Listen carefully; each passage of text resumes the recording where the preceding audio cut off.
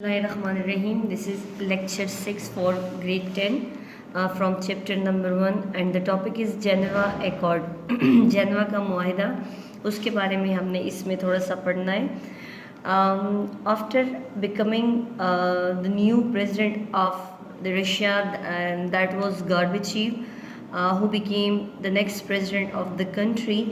तो वो जब नए प्रेसिडेंट आए, उन्होंने हालात सिचुएशन देखें अपने मुल्क के, तो उनका अफ़गान प्रॉब्लम की तरफ जो बिहेवियर था वो थोड़ा फ्लेक्सिबल हो गया था, क्योंकि he noticed that the 50,000 casualties and the immense economic loss of the Soviet Union, and he wanted to remove these problems.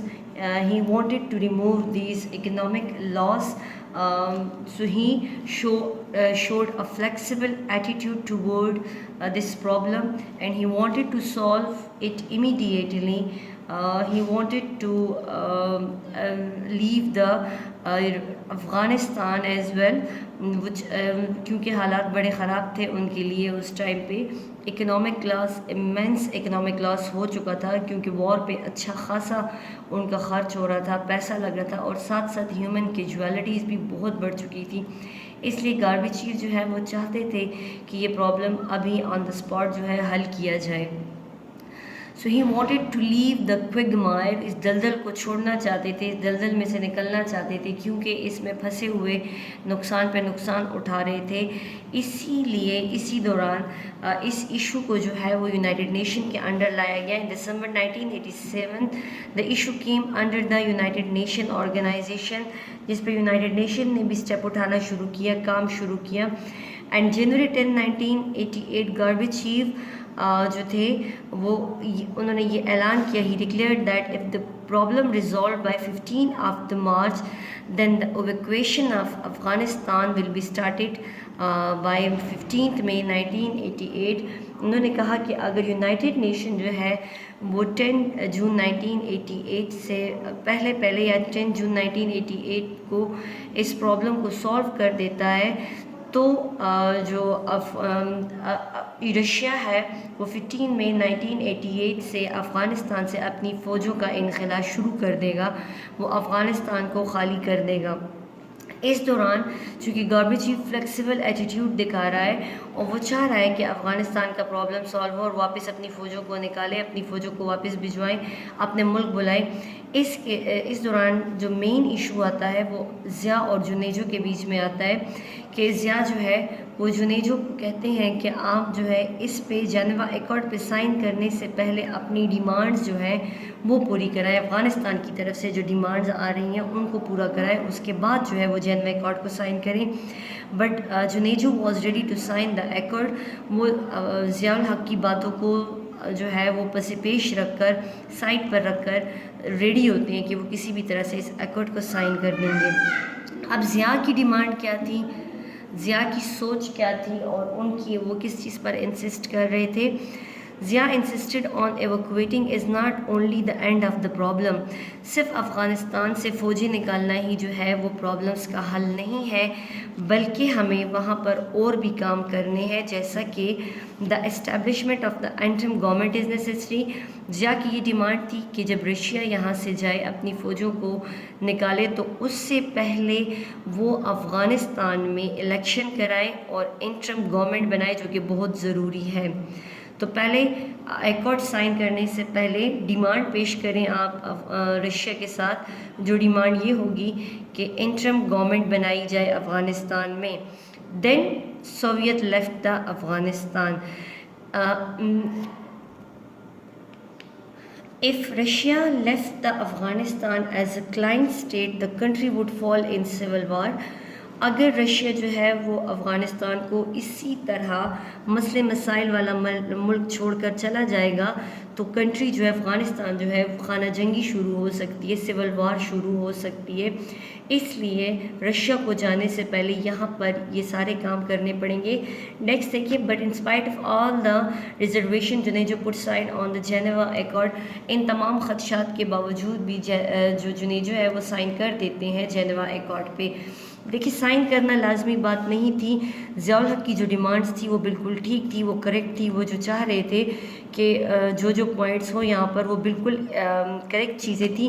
जैसे ज़िया की सोच थी या उनके मेन पॉइंट थे कि रशियन आर्मी को यहाँ निकलने से पहले रशियन गवर्नमेंट को अफ़गानिस्तान में जो है वो इलेक्शन कराने चाहिए, इंटरिम गवर्नमेंट वहाँ बनानी चाहिए, हालात ठीक करने चाहिए, क्योंकि जब वो ऐसे ही छोड़ के चले जाएंगे तो मुल्क में सिविल वार जो है वो छिड़ सकती है, खाना जंगी छिड़ सकती है। लेकिन जुनेजो ने इन तमाम ज़िया के रिजर्वेशन के बावजूद जो है वो एकॉर्ड पे साइन कर दिया और ऐसी कोई बात भी सामने उन्होंने नहीं रखी। अब जेनेवा एकॉर्ड के मेन पॉइंट्स की अगर हम तरफ आते हैं तो विड्रॉल ऑफ सोवियत ट्रूप्स, जिसमें ये पॉइंट था कि अफ़गानिस्तान से सोवियत ट्रूप जो हैं फ़ौजें जो है वो निकल जानी चाहिए।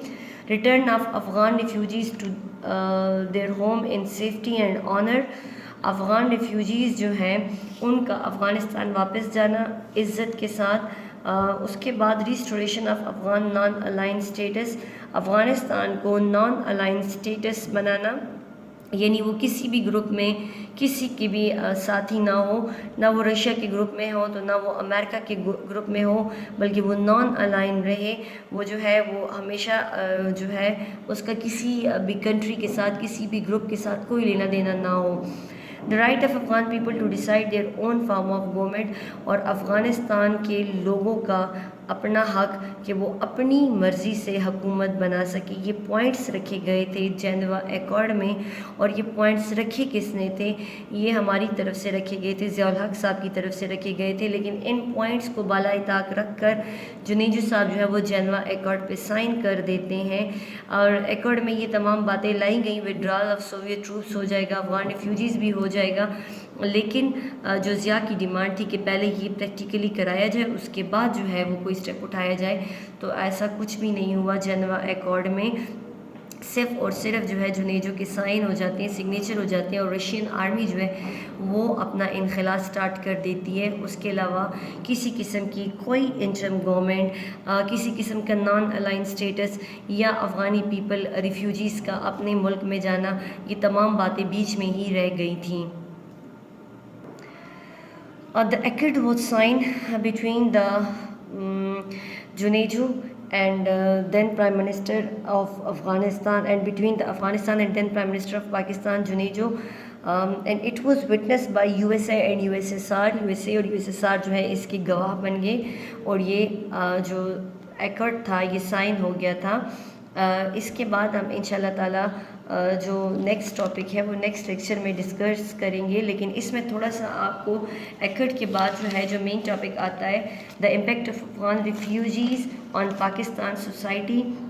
तो अफ़गान रिफ्यूजीज़ का जो थोड़ा सा आपको समराइज़ करने के पाकिस्तानी सोसाइटी पे उनके क्या असरात होते हैं, तो ये आपके लिए कोई मुश्किल बात नहीं है जानना कि अफ़गानिस्तान के रिफ्यूजीज़ का पाकिस्तान की सोसाइटी और पाकिस्तान की गवर्नमेंट पे क्या असर आता है। कारोबार पाकिस्तान का तबाह हो गया था, ना होने के बराबर था, क्योंकि इतनी सारी जब 33 मिलियंस के लगभग लोग आते हैं, उनको खुराक देना, उनको कारोबार देना, उनको रोज़गार देना, उनको मेडिकल फैसिलिटीज़ देना, ये बड़ा मुश्किल काम था जो पाकिस्तानी गवर्नमेंट कर रहा था उस टाइम पे।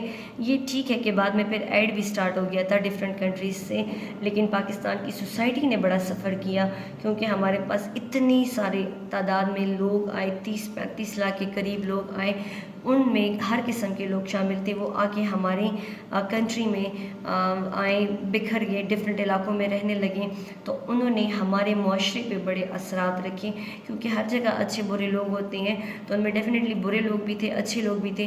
वो जब यहाँ आए तो उसमें हमारी सोसाइटी का बड़ा नुकसान हुआ, हमारे लोगों पे उनके बड़े असरात शुरू हो गए थे। और सबसे ज़्यादा जो सफ़र किया वो KPK प्रोविंस ने किया, क्योंकि सबसे ज़्यादा तादाद में जो अफ़गानी आए थे वो KPK में ही आए थे, और KPK के लोगों का रोज़गार पे बड़ा इफ़ेक्ट हुआ, क्योंकि बहुत सारे कारोबार अफ़गानी पीपल ने संभाल लिया था, तो हमारे लोगों का कारोबार तकरीबन ख़त्म होने के बराबर हो गया था। और हमारी सोसाइटी, KPK की सोसाइटी जो है वो सफ़र भी कर रही थी, क्योंकि डिफरेंट कैटेगरी के लोग यहाँ पर आए, तो यहाँ पर जब वो आए, यहाँ के मोहल्लों और इलाकों में रहना शुरू हुए, तो हमारे जो मोहल्ले इलाकों का जो एनवायरनमेंट है उसको काफ़ी सफ़र किया।